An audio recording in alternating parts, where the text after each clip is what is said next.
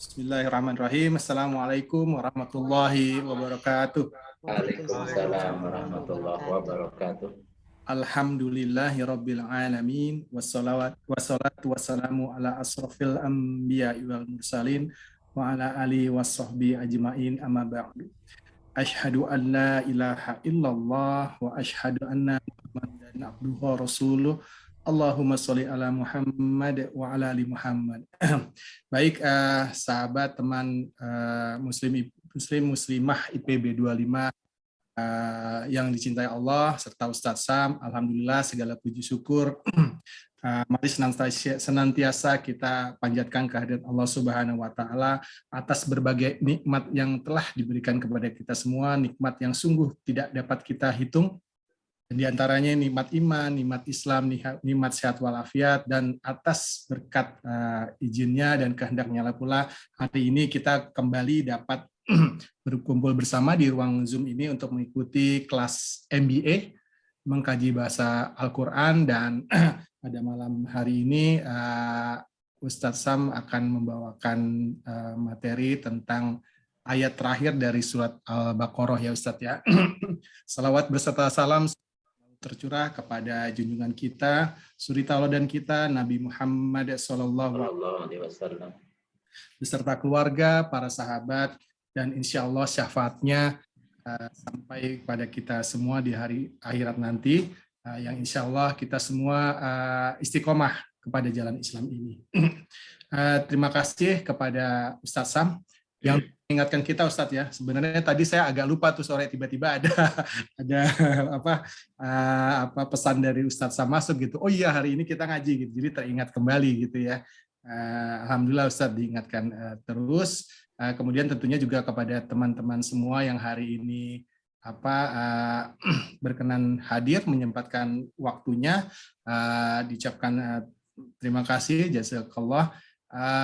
Kemudian juga semoga juga untuk teman-teman kita yang pada hari ini keperluan urusan dapat dimudahkan Allah segala urusannya, dan juga teman-teman kita, saudara-saudara kita yang sekarang ini sedang mengalami sakit, semoga Allah segera pulihkan, segera Allah angkat sakitnya, segera disembuhkan sehingga dapat beraktivitas kembali. Monggo nanti Ustadz bisa bantu pimpin doa buat teman-teman kita ya. Ada informasinya Kang Dini masuk rumah sakit ya Ustadz ya. Kang Dini masuk rumah sakit. Kemudian ada suami dari Mbak Nuning juga sore atau besok ya akan operasi kateter juga, dan mungkin ada teman-teman kita lain, saudara-saudara kita yang juga dalam keadaan sakit, semoga Allah sembuhkan, Allah angkat sakitnya. Baik, Ustadz, kami persilakan untuk membawakan materinya. Terima kasih. Bismillahirrahmanirrahim. Assalamualaikum warahmatullahi wabarakatuh. Waalaikumsalam warahmatullahi wabarakatuh. Terima kasih Mas Arya, yang insya Allah Mas Arya juga sehat lah. Jadi flu ini, kalau sekarang flu malah takut, orang flu takut malah. Alhamdulillahirabbil alamin, asyhadu an la ilaha illallah, asyhadu anna Muhammadan abduhu wa rasuluh. Allahumma shalli ala sayyidina Muhammad wa ala alihi wasallam. Kita awali dengan mendoakan saudara-saudara kita yang sedang diberikan ujian sakit, mudah-mudahan mereka disembuhkan kembali Allah, dan kemudian dalam melalui prosesnya mudah-mudahan diberikan kesabaran, karena sakit bagi orang yang beriman, kalau dia sabar maka menjadi penghapus dosa-dosanya. Ala hadhihi niyah wa kulli niyatin shalihah ila hadratin nabiyil mustafa sayyidina Muhammadin wa ala alihi wa azwajihi wa dzurriyyati wa ummati al-Fatihah. A'udzu billahi minasyaitonir rajim. Bismillahirrahmanirrahim. Alhamdulillahirabbil alamin arrahmanir rahim maliki yaumiddin. Iyyaka na'budu wa iyyaka nasta'in ihdinas siratal mustaqim siratal ladzina an'amta 'alaihim. Allahumma rabbana ishfi anta syafi la shifaan illa shifauka shifa'un la yughadiru saqaman. Allahumma rabbana isfi kang dene herawan anta syafi la shifaan illa shifauka shifa'un la yughadiru saqaman. Allahumma rabbana isfi suami Ibu Nuning anta syafi la shifaan illa shifauka shifa'un la yughadiru saqaman. Allahumma rabbana isfi Istiawati anta syafi la syifaan illa syifauka syifa'un la yughadiru saqaman.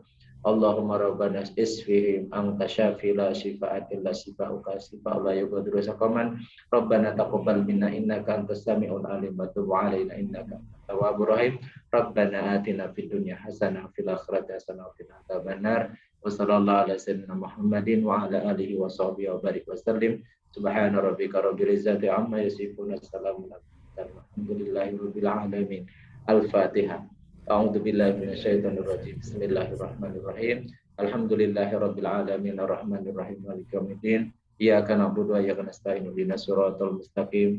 Siratal ladzina an'amta 'alaihim ghairil maghdubi 'alaihim waladdallin. Baik, ikhwanir rahimakumullah, malam ini kita melanjutkan mengkaji bahasa Al-Qur'an. Dan malam ini sengaja saya ngambil satu ayat, walaupun biasanya yang dibaca ini ada dua ayat terakhir ya, dimulai dengan lillahi ma fis samawati wa ma fil ard biasanya. Tapi kalau dua ayat ini panjang, saya khawatir waktunya nggak cukup sehingga saya ngambil ayat terakhir dari surat Al-Baqarah. Setelah minggu yang lalu kita membahas tentang ayat kursi. Insya Allah itu jadi amalan kita. Jadi dengan keutamaan ayat kursi dan kita paham isi kandungannya. Nah, malam ini kita coba memahami ayat terakhir dari surat Al-Baqarah yang diawali dengan dengan suatu ungkapan. A'udzubillahi minasyaitonir rajim. La yukallifullahu nafsan illa wus'aha laha ma kasabat wa 'alaiha maktasabat. Rabbana la tu'akhidna in nasina aw akhtana. Rabbana wa la tahmil 'alaina isran kama hamaltahu 'alal ladzina min qablina. Rabbana wa la tuhammilna ma la taqata lana bih wa'fu anna waghfir lana warhamna anta maulana fangsurna 'alal qaumil kafirin. Ayat ini panjang dan ternyata ini ada masing-masing penggalan.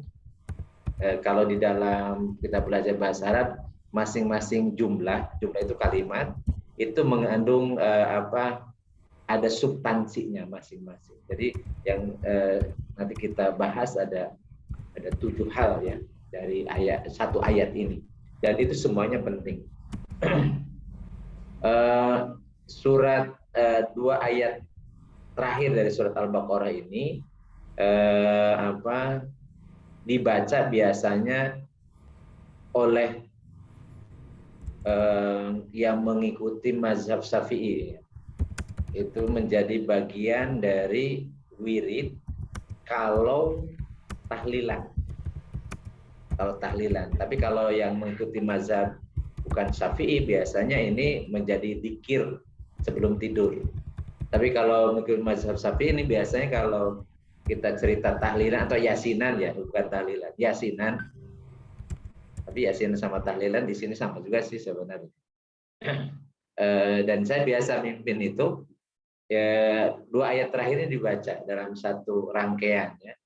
Jadi setelah membaca surat Al-Fatihah, kemudian membaca surat Al-Baqarah ayat 1 sampai 5, kemudian dilanjutkan dengan ayat kursi, dilanjutkan dengan 2 ayat terakhir surat Al-Baqarah. Satu rangkaiannya. Kenapa dipilih seperti itu ya? Karena pasti ada dasarnya gitu. Dan nggak mungkin ngawur dan tidak bid'ah ya. Tidak bid'ah. Kenapa? Karena Rasulullah SAW menjelaskan tentang keutamaannya. Baik tadi misalnya surat Al-Fatihah, kemudian awal surat Al-Baqarah, kemudian ayat kursi, dan 2 ayat terakhir dari surat Al-Baqarah. Itu dasarnya. Nah, sebabun nuzul dari ayat terakhir ini, dari ayat 286. Jadi Al-Baqarah itu surat terpanjang dalam Al-Quran. Jadi siapa yang hafal surat Al-Baqarah, ya dia pasti hafalannya paling banyak. Dan hampir semua kaidah-kaidah dalam bahasa Arab itu sudah ada di dalam surat Al-Baqarah.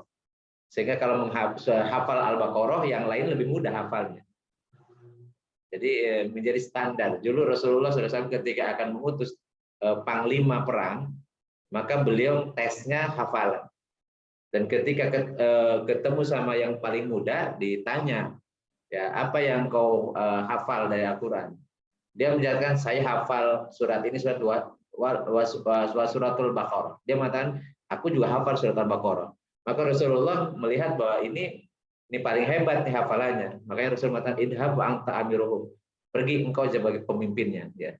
Jadi paling muda gitu ya. Jadi memang salah satu kriteria kepemimpinan Rasulullah menilainya dari hafalan, dari pemahaman, bukan hafal ya, bukan hanya hafal doang. Karena dulu para sahabat tidak mungkin hanya hafal, tapi mereka paham betul.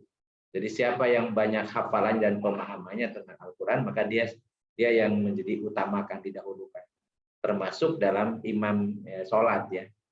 Jadi Rasul mengatakan ya umul kaumu aqra'uhum. Jadi satu kaum itu diimamin oleh yang paling banyak hafalannya, paling bagus pemahamannya terhadap Al-Quran. Jadi ya karena paling itu relatif ya, di masing-masing komunitas ya berbeda-beda ya kemampuannya. Nah, asbabun nuzul dari surat Al-Baqarah terakhir ini disampaikan oleh Rasulullah dalam hadis yang diriwayatkan oleh Imam Muslim dari Abu Hurairah. Abu Hurairah ini sahabat Rasul yang dia tidak punya keluarga, dia tinggalnya di Ahlus Sufah. Ahlus Sufah itu dia kalau sekarang marbot lah ya. Jadi dia kehidupannya ditanggung oleh jamaah, dan dia sehari-harinya mendampingi Rasul. Sehingga banyak hadis Rasul yang diriwayatkan melalui Abu Hurairah. Karena dia yang mendampingi, jadi pelayan Rasulullah SAW. Jadi ketika ayat 284 itu ayat sebelumnya ya, sebelum ayat 285 dan 286 ini turun, Allah akan melakukan perhitungan baik apa yang terlihat atau yang ada di dalam hati, ya, dalam hati manusia, di dalam surat Al-Baqarah 284-nya. Nah, sebagian sahabat kemudian mengadu kepada Rasulullah. Kenapa kalau misalnya ada dipetik di dalam hati itu dihisab, ini masalah gitu. Kenapa? Karena kami telah dibebani tugas yang tidak mampu kami pikul. Berat gitu. Kalau semua apa yang terbetik dalam hati itu dimintai pertanggungjawaban, padahal kita di pikiran itu kan macam-macam, bukan pikiran kotornya yang banyak kan ya. Kalau itu juga diberi sanksi, dihisab, itu yang tidak mungkin. Nah, para sahabat menyampaikan Rasulullah. Nah, kemudian Rasulullah mengomentari apa yang dikeluhkan oleh mereka. Kata Rasulullah, apakah kalian akan berucap seperti Bani Israel? Mengatakan kami mendengar, ya, tetapi kami tidak mentaati. Jadi sami'na wa aswaina, itu orang-orang Bani Israel, sami'na wa aswaina, kami dengar, kami maksiat, kami nggak ikuti gitu. Nah, kemudian Rasulullah mengomentari itu, saya mengatakan usapkan oleh kalian sami'na wa ata'na gufronaka, ya. Jadi ucapkanlah kami dengar, kami taat. Ampunilah kami ya Allah, hanya kepada Engkau lah kami kembali. Nah, kemudian ungkapan Rasul ini kemudian menjadi sebab turunnya ayat ini. Jadi yang dimaksud di situ yang akan dihisab adalah yang mampu dikuasai oleh manusia saja. Yang tidak mampu dikuasai oleh manusia, ya, seperti apa yang ada terdapat dalam hati, maka kemudian kemudian tidak akan dihisab. Maka ayat ini sebagai jawaban atas keluhan sahabat-sahabat yang mereka yakini tidak mungkin sanggup kalau seandainya apa yang dalam hati pun dihisab. Ya, jadi sehingga kemudian turun ayat ini, ayat 286. Nah, kemudian Rasulullah SAW menjelaskan tentang keutamaan dua ayat terakhir ini. Jadi mulai dari lillahi ma fis samawati wa fil ardh.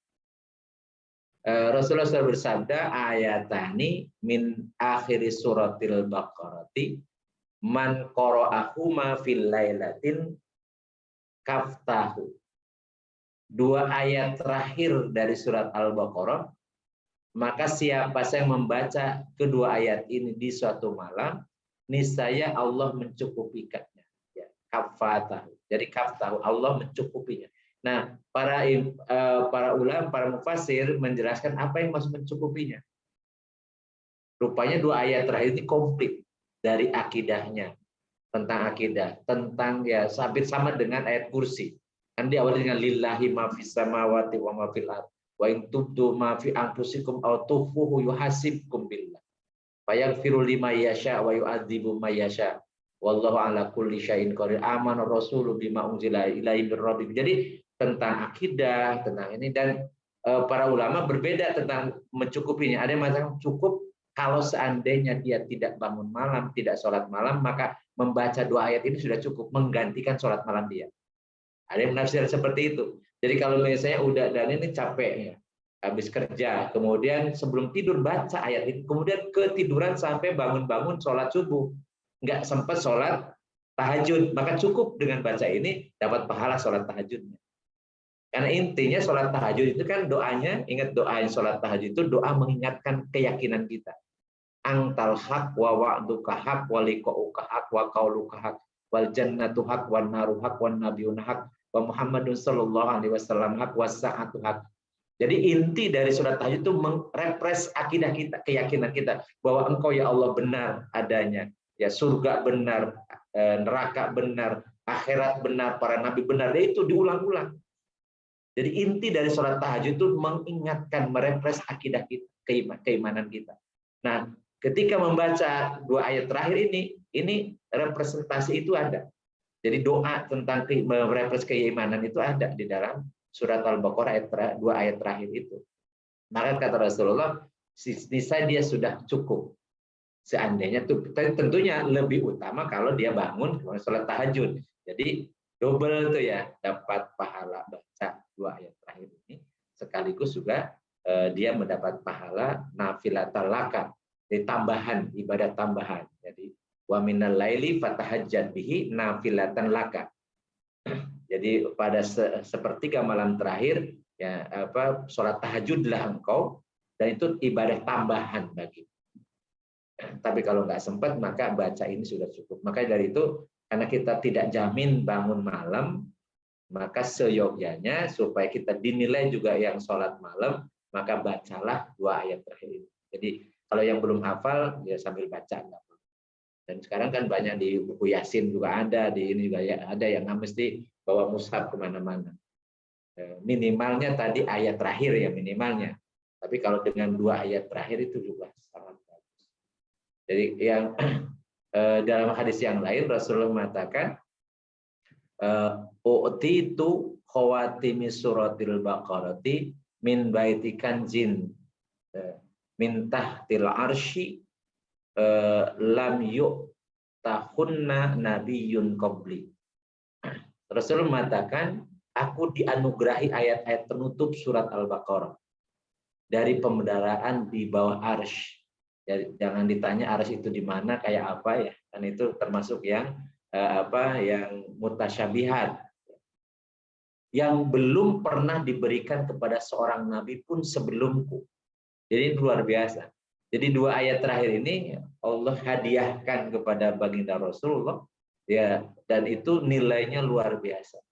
Disebut ini dari di bawah kanjin, di bawah arsy Rasul, di arsy Allah.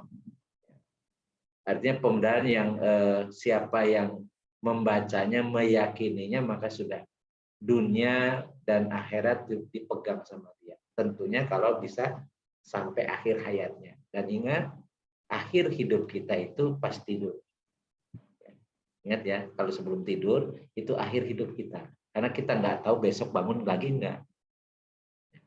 Jadi akhir hidup kita itu sebenarnya tiap hari, akhir hidup kita itu pas tidur. Makanya doanya Bismika Allahumma ahya wa bismika amut. Nah, sebelum baca doa itu, bacalah dua ayat ini. Lillahi ma fis samawati wa ma fil ardh ini dibaca. Nah, kemudian sebelum tidur kita mengatakan dengan menyebut namamu ya Allah, aku telah hidup, dan menyebut namamu ya Allah, aku akan mati. Aku akan mati. Jadi begitu kita tidur, jiwa kita keluar, kita mati. cuman nyawanya belum dicabut. Tapi kalau sudah ajalnya tiba, bukan hanya jiwanya keluar dari raga, tapi nyawanya dicabut oleh Ijrail. Sehingga kemudian jiwa ini nggak bisa masuk ke raga lagi. Karena sudah mati raganya. Kalau tidak ada nyawa lagi. Maka dari itu sebenarnya hakikat hidup kita itu ya sehari. Karena besok itu bisa dibangunkan lagi atau tidak. Jadi makanya perbuat pekerjaan yang resikonya kematian adalah tidur. Yang kita tidak pernah sadar itu. Bahwa kita nggak tahu besok dibangunkan, dan jangan-jangan begitu bangun pagi, sadar lagi sudah ada alam barzah. Nah, jadi alam barzah gitu. Karena banyak orang begitu dibangunkan oleh keluarganya ternyata sudah gerak semua. Mereka nggak tahu bahwa semalam itulah sakaratul mautnya. Oleh karena itu, jadikan akhir hidup kita itu dengan membaca ini dan setelah itu berdoa, menyerahkan kepada Allah apa yang telah Allah tetapkan. Ya, karena Allah telah menetapkan itu, maka ketika kita akan tidur, kita mengatakan dengan menyebut nama-Mu ya Allah, aku telah hidup, dan menyebut nama ya Allah, aku akan mati. Jadi ini keutamaan ya, keutamaan yang luar biasa. Kalau ini pemendaraan berarti ini kenikmatan yang sangat besar di dunia dan di akhirat. Dan itu khusus diberikan kepada Nabi Muhammad dan umat Nabi Muhammad SAW.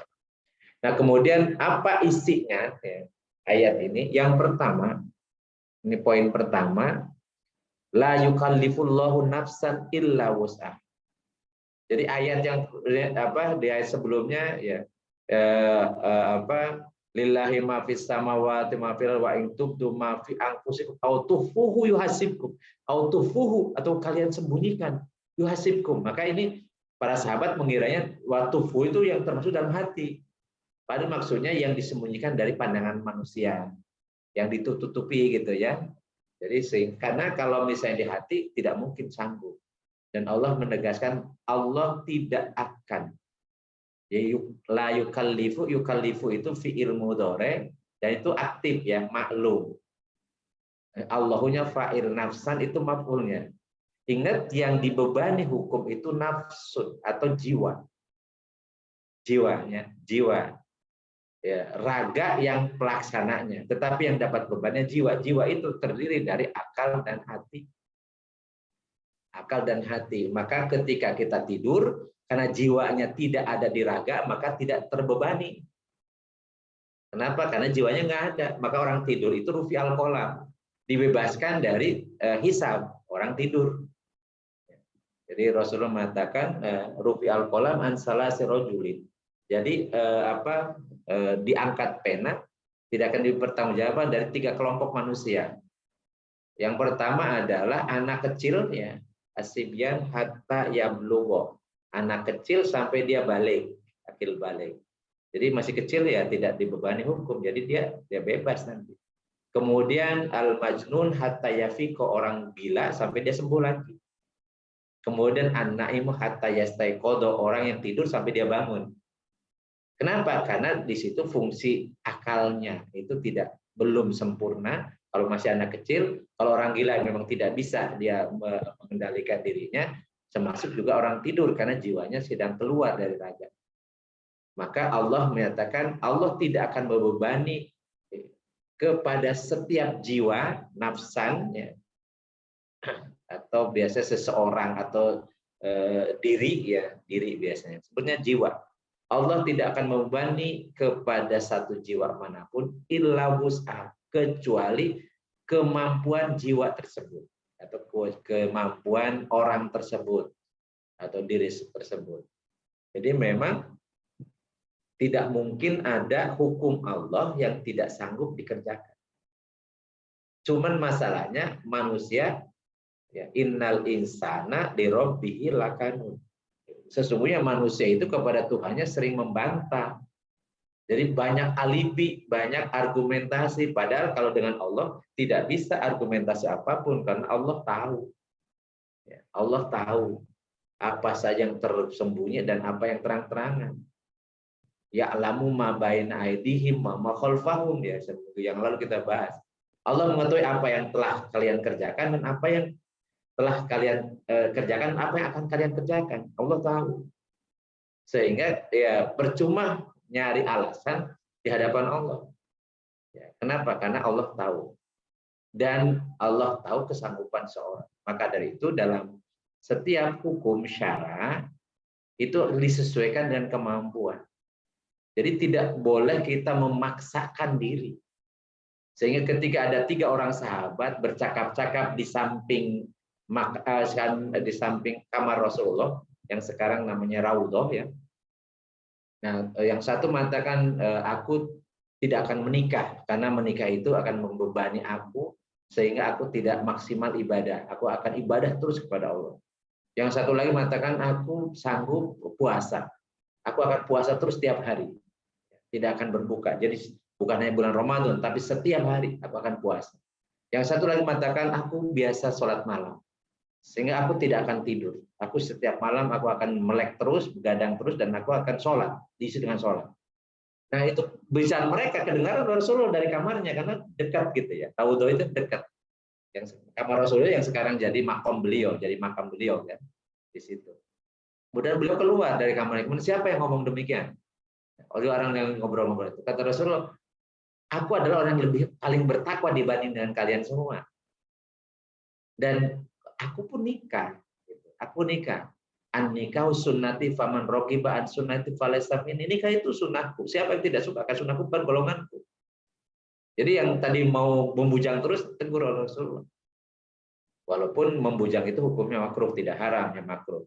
Tetapi kalau menikah itu bagian dari sunnah Rasul. Jadi ini kemudian dia tidak ngomong lagi ya sudah akan nikah gitu. Yang satu mengatakan kata Rasulullah, aku juga tidur, aku juga bangun. Kenapa? Karena dirimu punya hak atas dirimu, karena capek ya ngantuk ya tidur. Kemudian istrimu, keluargamu punya hak atas dirimu. Jadi jangan ingin ibadah kemudian menyiksa dirinya dan juga melalaikan tugas dia sebagai suami kepada istri. Maka kemudian bangunlah kalau engkau sanggup di sepertiga malam terakhir untuk sholat tahajud. Nah, kemudian yang ini juga tidak komen lagi. Nah, dan yang ketiga kata Rasulullah, aku juga berpuasa, aku juga berbuka, karena tubuhmu punya hak juga. Jadi kalau engkau mau puasa, maka puasalah setiap malam bulan purnama. Namanya Saumul Abiyad, tanggal 13, 14, 15. Nah orang ini masih ngeyel kata beliau, aku lebih sanggup lebih dari itu ya Rasulullah. Kata Rasul kalau gitu tambahi dengan puasa Yaumul Isnin wal Khamis, jadi puasa Senin dan Kamis. Karena pada hari itu amal manusia sedang dilaporkan ke langit. Kemudian ya berarti kalau misalnya tambah itu sekitar 10 hari sebulan. Jadi 3 hari ditambah mungkin sekitar 2 kali 4, tapi ada yang bersamaan nanti. Sehingga jumlahnya 10 hari. Tapi orang ini mengatakan, aku masih sanggup lebih dari itu ya Rasulullah. Dan kata Rasulullah, puasalah sebagaimana puasanya saudaraku Daud alaihissalam. Jadi Nabi Daud alaihissalam. Ya ini sehari puasa, sehari berbuka. Dan tidak ada puasa sunnah lebih dari itu. Jadi puasa sunnah itu maksimal 15 hari. Sehari puasa, sehari buka. Itu puasa Nabi Daud. Tidak boleh puasa terus-menerus. Apalagi kalau misalnya puasa wisol tidak berbuka dulu, itu diharamkan. Nah, jadi ini menunjukkan bahwa Rasulullah menyampaikan bahwa Allah itu tidak membebankan seseorang sesuai kemampuannya saja. Ketika ada sahabat mengatakan mau mengikuti Rasulullah puasa wisol tidak berbuka, kata Rasulullah, beda aku diberi makan dan minum oleh Allah. Jadi tidak merasa lapar dan haus, tapi kalian itu harus maka berbuka, malah takjil menyegerakan berbuka itu diutamakan atau di mustahab atau disunahkan. Jadi ini semua. Dan kemudian ketika ada kesulitan, ada masalah, maka ada kalau kita bahas tentang usul fikih, ada namanya rukhsah. Jadi kalau hukum azimah tidak dikerjakan karena tidak mungkin dikerjakan karena tidak sanggup, maka ada rukhsahnya. Tidak sanggup puasa, rukhsahnya dia qadha. Kalau dia tidak sanggup puasa dan tidak mungkin juga qadha, maka dia pakai fidyah. Sholat kalau seandainya dia tidak bisa sambil berdiri, sambil duduk nggak bisa, sambil berbaring.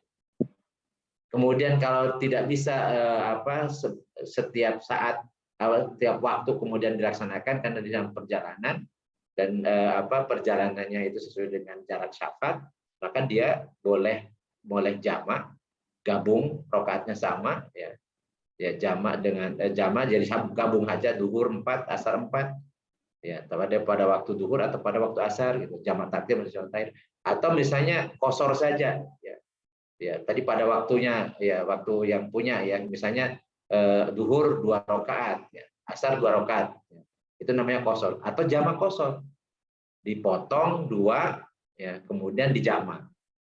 Jadi jamak qashar namanya, ada jamak saja, ada qashar saja, ada jamak qashar. Kalau kita punya masyaqqah, punya kesulitan dan uzur syar'i. Jadi ada aturannya. Jadi semua, kemudian orang yang tidak sanggup berangkat haji, ya memang diwajibkan ibadah haji kepada man istata'a ilaihi sabila. Nah, cuman gara-gara sekarang ini yang tidak sanggup pun kemudian pinjam walaupun dengan cicilan bunga gitu ya, akhirnya kemudian waiting list sama sekarang. Dan kadang-kadang memaksakan diri jual tanah, berangkat haji, pulang jadi ngontrak rumah atau bingung gitu. Ya. Tidak punya penghasilan lagi karena sawahnya dijual. Ya, karena untuk berangkat haji. Ya. Padahal ibadah haji itu dibebankan kepada yang sanggup saja. Ya. Sanggup di jalannya dan sanggup nafkah bagi keluarga yang ditinggalkannya. Demikian pula zakat. Kalau tidak punya harta, ya tidak zakat. Dan zakat itu setahun sekali. Jadi makanya dulu tidak ada istilah zakat profesi. Zakat profesi ini kan kreasi orang-orang lembaga ambil zakat saja. Supaya kalau zakat dia mau bayar. Padahal dulu para sahabat ya sedikit yang dikenal zakatnya, yang banyaknya sedekahnya. Karena sedekah itu tidak mesti 1 tahun, tidak mesti nisab. Bisa kapan saja kan gitu. Udah mau nanya ya? Udah mau nanya bukan? Enggak Ustadz, emang itu di fotonya pakai boleh angka lagi 25. ya. Oke. Ini angkat tangan. Dikira angkat tangan. Oke, nah itu yang pertama ya. Jadi makanya ini prinsip banget. Jadi agama Islam itu pasti sesuai kemampuan. Tidak ada syariat yang di luar kemampuan manusia. Selama dia manusia gitu ya. Kecuali bukan manusia. Saya nggak tahu. Karena ada yang misalnya sholat di atas air itu ya bukan manusia ya. Mungkin dia sholatnya dipegang oleh jin ya. Jinnya nggak kelihatan, orangnya kelihatan mungkin ya. Kalau manusia sunatullahnya ya tidak bisa dia jalan di atas air, ya nggak bisa. Misalnya sholat di pucuk daun-daunan misalnya nggak bisa. Dan manusia itu kalau tanpa alat macam-macam nggak bisa terbang. Jadi kalau bisa terbang, manusia nggak pakai pesawat ya, itu pasti mungkin ada makhluk gaib yang kemudian membawa dia. Dan memang dibebankan kepada yang sanggup secara manusia normal saja. Ketika tidak sanggup maka ada rukhsahnya, ada keringat. Itu yang pertama. Yang kedua adalah laha makasabat wa alaiha maktasab. Jadi laha bagi jiwa hanya kepada nafsun ya.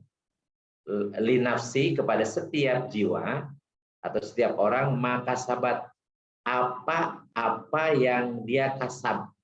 Kasab itu dikerjakan. Kalau dalam hati bukan kasab. Jadi kasab itu apa yang dilaksanakan oleh panca indera. Panca inderanya. Jadi dia laha itu artinya yang dia akan mendapatkan, maksudnya pahala. Seseorang akan dapat pahala dari apa yang dia kerjakan.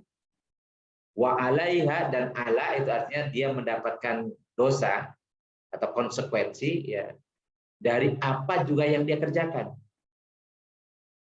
Ya tentunya dalam keadaan sadar karena dibebankan pada jiwa. Jiwa itu ya akal dan sadar. Karena kalau seandainya dia sedang tidur ya tidak sadar. Dia bisa gila ya nggak sadar.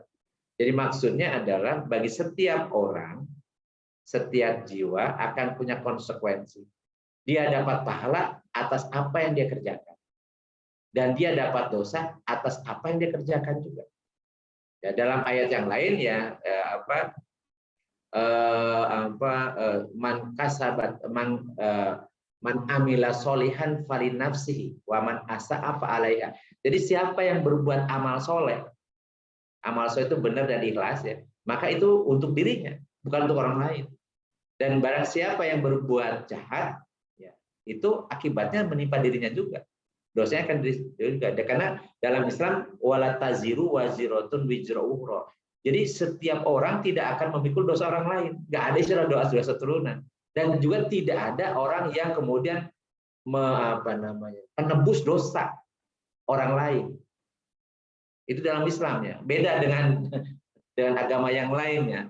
Ada penebus ya, menebus dosa gitu.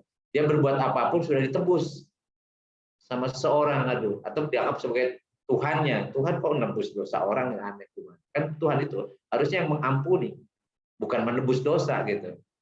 Tapi ya karena memang tidak sesuai dengan akal manusia kan susah gitu ya, membahasakan iman kata mereka. Tapi dalam Islam ya konsekuensinya sendiri. Jadi makanya jangan yang berbuat jahat jangan santai-santai. Dia akan dampaknya. Dan apa yang diberikan oleh Allah sebagai sanksi itu bisa dunia bisa akhirat. Bisa di dunia saja, bisa di akhirat saja, bisa dunia akhirat. Yang jelas tidak mungkin ada seorang yang bebas dari pertanggungjawaban. Karena kata ma di sini apa saja, namanya isim mausul li ghairil akal, apa saja. Jadi bagi seseorang dia dapat pahala dari apa saja yang dikerjakan. Maka Rasul mengatakan la tahqirona ahadukum minal ma'ruf walau atalqahu kabiwajit tauhid. Jangan sekali-kali ada salah seorang dari kalian meremehkan kebaikan meskipun berjumpa dengan saudaranya dengan wajah berseri-seri. Karena itu tabas sama piwaji aika sedekah. Jadi senyum di hadapan saudaranya juga sedekah. Jadi kalau sedekah itu tidak mesti harus dengan harta. Kalau kita tidak punya uang ya senyum aja ya keliling. Keliling ketemu sama orang senyum sambil mengatakan assalamualaikum, luar biasa itu. Itu udah kaya benar gitu karena dia sedekah terus.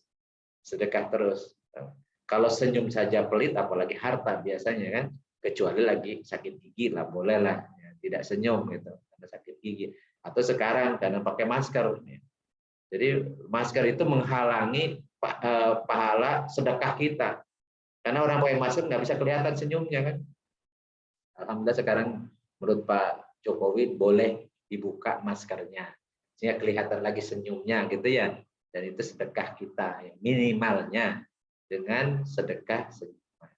Dan apa itu masuk dalam apa saja yang kalian kerjakan. Jadi setiap jiwa dapat pahala dari apa saja yang dia kerjakan dan dapat dosa dari apa saja yang kerjakan. Jadi seorang mendapat pahala dari kebaikan dia kerjakan dan mendapat siksa dari kejahatan yang kerjakan. Bukan terhadap lintasan hati yang manusia tidak memiliki kemampuan menolaknya. Jadi ini jawaban dari ayat sebelumnya yang Allah meminta pertanggungjawaban dari apa yang tersembunyi. Maksudnya tersembunyi bukan yang dalam hati, tetapi tersembunyi dari pandangan manusia, tapi dia kerjakan. Dengan mengatakan maksiat ini nggak ada orang ya, kan nggak ada orang ini, padahal dia juga orang. Jadi orang yang berbuat maksiat ingin bebas dari pandangan Allah tidak mungkin. Tidak mungkin karena dimanapun Allah melihatnya. Sehingga yang dimaksud Allah meminta pertanggungjawaban apa yang tersembunyi bukan yang tidak mampu dikendalikan oleh manusia. Jadi kalau misalnya lagi sholat kemudian kan suka mikir macam-macam, itu tidak membatalkan sholat. Ya, kemudian tapi jangan dibiarkan hati itu kemana-mana dan ya macam-macam. Demikian pula kalau misalnya niat berbuat maksiat ya, baru niat doang tuh nggak akan dicatat sebagai dosa kecuali dikerjakan. Tapi kalau niat berbuat baik kata Rasulullah, niat berbuat baik dapat pahala kebaikan. Kalau dikerjakan dapat pahala 10 kali. Tetapi bukan niat untuk niat doang gitu ya. Nah, kemudian ayat berikutnya yang ketiga ini bukan masih satu ayat ya. Jadi poin yang ketiga adalah Rabbana la tu'akhidna in nasina aw akhtana. Jadi orang-orang yang beriman itu berdoa dan dicontohkan doanya oleh Allah Subhanahu wa taala langsung. Ya Tuhan kami, jangan Engkau hukum, la tu'akhidna itu jangan Engkau hukum kami in nasina kalau kami lupa. Au akhton atau bersalah. Nah, ada penafsiran akhtona bersalah itu maksudnya yang karena ketidaktahuan. Jadi salah karena tidak tahu. Karena belum ngaji gitu ya. Maka kemudian minta ampunan kepada Allah sehingga tidak diberikan sanksi. Ada yang mengatakan ya Karena manusia ini tempat lupa dan salah. Ya, tempat lupa dan salah. Tetapi tetap kalau itu misalnya kesalahan karena ketidaktahuan, maka dia akan dapat beban juga. Makanya diminta untuk berdoa kepada Allah agar Allah mengampuninya karena ketidaktahuannya. Sehingga ini menjadi doa harian kita. Doa harian kita, ya Allah, jangan Engkau sanksi kami kalau kami lupa atau kami bersalah. Jadi nisyan itu memang manusia, karena manusia itu kan insan itu nisyan. Nu'as itu satu kesatuan, tuh satu akar kata. Jadi manusia itu memang tempat lupa dan salah. Kata Rasulullah, al-insanu mahalul khoto'i wa nisyan wa khairu khoto'ina at-tawabun. Ya, manusia itu tempat lupa dan salah, dan sebaik-baik orang berbuat salah ada yang bertaubat. Jadi akhtona itu yang diminta pertanggungjawaban, makanya diminta untuk bertaubat. Tapi kalau lupa, rufi al-qalam, karena lupa. Makanya kalau misalnya puasa lupa makan, udah lanjutkan puasanya karena Allah ngasih rizki karena lupa. Lupa itu tidak akan dibebani hukum karena lupa. Tapi jangan pura-pura lupa. Jadi Allah mengajarkan kepada hamba-Nya bagaimana cara berdoa dan akan mengabulkannya. Yakni memohon kepada Allah agar tidak menghukum ketika ia lupa atau keliru yang dibenarkan dalam beramal karena ketidaktahuan. Kemudian ini yang keempat. Yang keempat juga doa. Jadi dalam ayat terakhir ini isinya doa, dan doa yang lebih utama diucapkan. Jadi antara doa, boleh doa pakai bahasa Indonesia juga boleh. Tapi doa yang ada dalam Al-Quran yang langsung Allah mengajarkannya, itu yang paling afdol, yang paling utama. Jadi yang keempat ini permohonan agar Allah tidak membebankan beban yang berat. Rabbana wala tahmil alaina, ya Tuhan kami, jangan Engkau bebankan. Jadi wanita itu suka hamil itu dapat beban kan, membawa beban itu hamil. Jadi jangan Engkau bebankan alaina kepada kami isron itu beban yang berat banget. Yang berat banget itu isron. Kama hamal tahu ala ladina min qablina, sebagaimana apa yang telah Engkau bebankan kepada orang-orang sebelum kamu. Dulu umatnya Nabi Musa ketika bertobat disuruh bunuh diri. Berat banget. Ya, ternyata umat Nabi Muhammad tidak boleh ya. Disuruh tobat ya tobat, berhenti, nyesel, tidak ngulang lagi. Cukup itu. Kecuali kalau maksiat yang dosa besar yang ada hadnya. Kalau mencuri ya ada potong tangan. Kemudian kalau berzina ada rajam atau cambuk ya. Kemudian kalau korupsi ya tergantung keputusan hakim, bisa potong tangan, bisa potong leher dan seterusnya ya. Itu proses tobatnya. Jadi bukan bunuh diri. Jadi umat terdahulu itu dibebani lebih berat ya, lebih berat. Makanya Rasulullah ketika dapat tugas 50 rakaat sholat wajib, kemudian ya diminta untuk minta keringanan sampai akhirnya jadi 5 kali saja dalam sehari semalam, bukan 50 kali. Ya, karena umat sebelumnya lebih dari seperti itu, kan berat banget.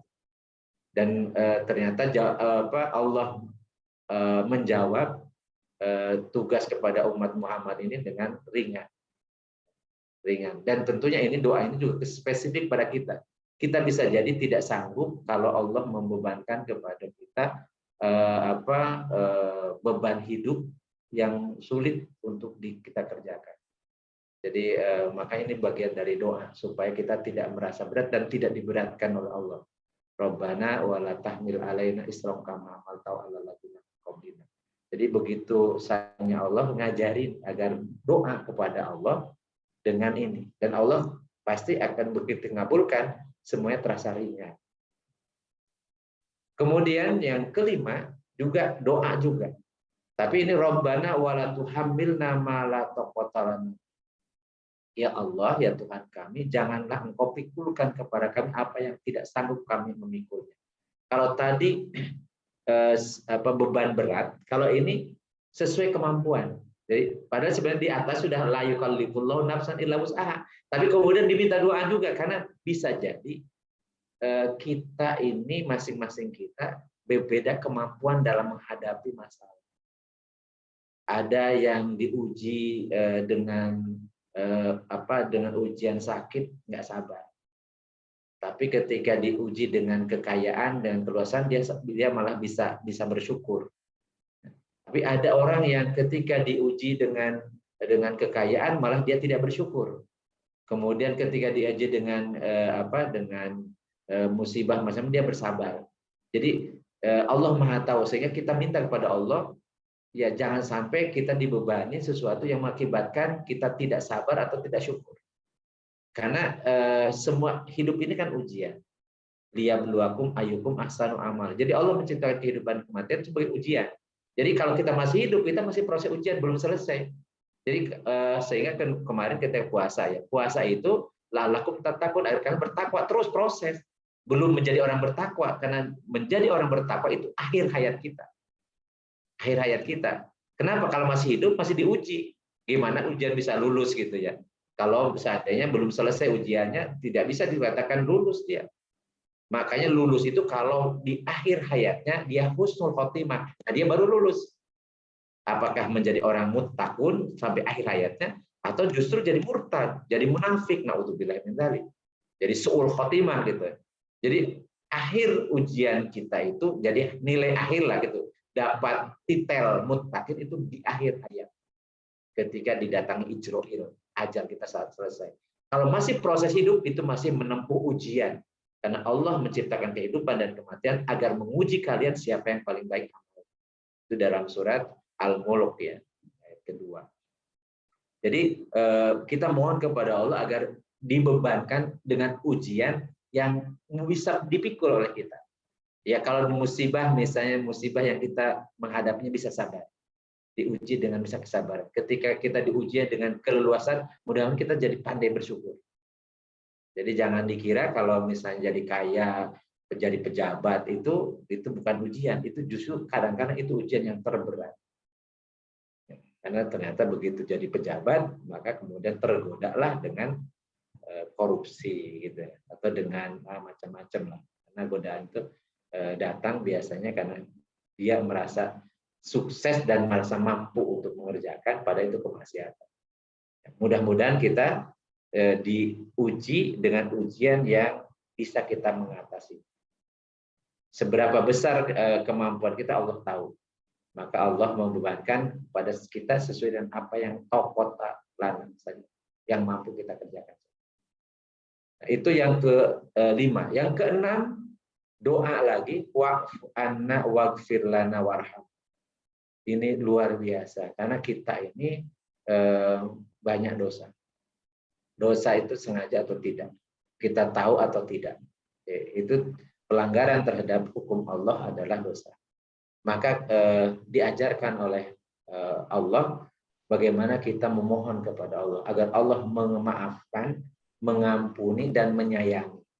Wa'fu anna, ya Allah maafkan kami, waghfir lana dan ampunilah kami, warhamna dan rahmati kami atau sayangi kami. Dan ini menjadi penyebab kita masuk surga. Karena masuk surga itu bukan karena prestasi kinerja ibadah kita, bukan. Tetapi karena dimaafkan kesalahan kita, diampuni seluruh dosa kita, dan disayangi oleh Allah. Allah sayang pada kita. Karena Allah ridho, maka kita masuk surga. Bukan karena kehebatan kita. Dan ini pasti kita butuh. Maka ayat terakhir ini doanya lebih mencakup kepentingan kita dunia akhirat. Dunia tadi kita mohon agar Allah tidak membebankan beban yang tidak mampu kita lakukan. Kemudian di akhiratnya kita mohon agar Allah memaafkan kesalahan, mengampuni dosa, dan menyayangi kita. Dan ini yang memang dibutuhkan. Nah, kemudian doa yang ketujuh. Yang ketujuh ini doa minta perlindungan, pertolongan dari tipu daya ya, orang-orang kafir. Dari makarnya orang-orang kafir. Anta maulana, engkau adalah pelindung kami, penolong kami. Fangsurna, maka tolonglah kami alal qaumil kafirin, atas perilaku kejahatan orang-orang kafir. yang menimpa umat ini. Jadi ini doanya bukan hanya untuk kita sendiri, tetapi untuk seluruh umat Muhammad di seluruh penjuru dunia. Kenapa? Karena intinya umat Nabi Muhammad ini adalah saudara. Innamal mu'minuna ikhwatu. Sungguhnya orang beriman itu adalah saudara. Apakah mereka tinggal di Palestina, tinggal di Uighur, tinggal di mana misalnya yang sedang dizalimi, itu kita mohon kepada Allah agar Allah menolong kita semua. Jadi kami di sini adalah umatul Muhammad. Jadi seluruh umat Nabi Muhammad. Jadi karena umat Nabi Muhammad itu diikat oleh akidah yang sama, oleh ajaran yang sama. Ya walaupun mungkin dalam hal furuk berbeda atau di wilayah berbeda, bahasa berbeda, tapi mereka intinya adalah sama. Maka doa menggunakan ya atau kami itu diajarkan oleh Allah sehingga tidak ada suatu yang dianggap fitnah kalau kita doa bersama-sama, doa berjamaah karena di lafadznya pakai semua. Nah itu untuk kami mutakallim. Nah inilah ayat terakhir surat Al-Baqarah yang lebih banyak doa. Dan ini jadikan ini adalah doa harian kita. Ya, jadi syukur kalau dengan hafalan ayat sebelumnya. Jadi kata walillahi lillahi ma fis samawati wa fil ardh sampai ke ayatnya anta maulana fangsun alal qaumil kafir. Maka ketika kita akhiri siang atau hidup kita ini sebelum tidur dengan ini, maka Allah akan mencukupkan, bisa mencukupkan pahala dari ibadahnya, bisa mencukupkan keperluan-keperluannya, bisa juga menyelesaikan masalah-masalah yang dihadapi. Jadi sehingga orang-orang yang biasa dzikir kepada Allah, maka Allah akan membantu menyelesaikan setiap perkara yang dihadapinya. Wa may yattaqillah yaj'al lahu makhraja wa yarzuqhu min haitsu la yahtasib. Siapa yang selalu bertakwa kepada Allah, maka Allah akan memberikan jalan keluar dan memberikan rezeki dari arah yang tidak diduga-duga. Mudah-mudahan kita semua mendawamkan membaca ayat ini, 2 ayat terakhir dari surat Al-Baqarah. Demikian, silahkan kalau ada yang mau bincang-bincang, karena memang kalau misalnya sendirian ini saya nggak tahu ini yang dengerin pada tidur atau masih melek gitu ya. Dengar Ustaz, dengar. Saya temenin. Baik Ustadz, makasih atas penyampaian materinya. Silahkan teman-teman jika ada pertanyaan. Udah Daniel udah angkat tangan nih. Jangan kelamaan angkat tangannya, pegel, jadi langsung saja. Silakan ya. Iya. Pertama saya mau bercanda dulu nih. Tadi yang ini kan 225 ya. Ya. Sebenarnya itu juga ada artinya tuh, TFL. Apa tuh, Da? 2 istri nggak berani gitu kan? Ya kan? Maju mundur. 2 istri nggak berani gitu ya. 25. Udah ngeledek siapa, Da? Ngeledek diri sendiri aja lah ya. Oke, terima kasih waktunya. Tadi ada yang poin 1, mungkin kalau Ustadz bisa share lagi. Yang tadi ada yang poin 1 ya. Jadi bisa di-share lagi Ustadz? Oke. Yang tadi saya sempat juga share ke teman-teman ya di grup, ya kan? Allah tidak membebani di luar kemampuan hambanya. Di sini memang ada challenge ya buat kita ya.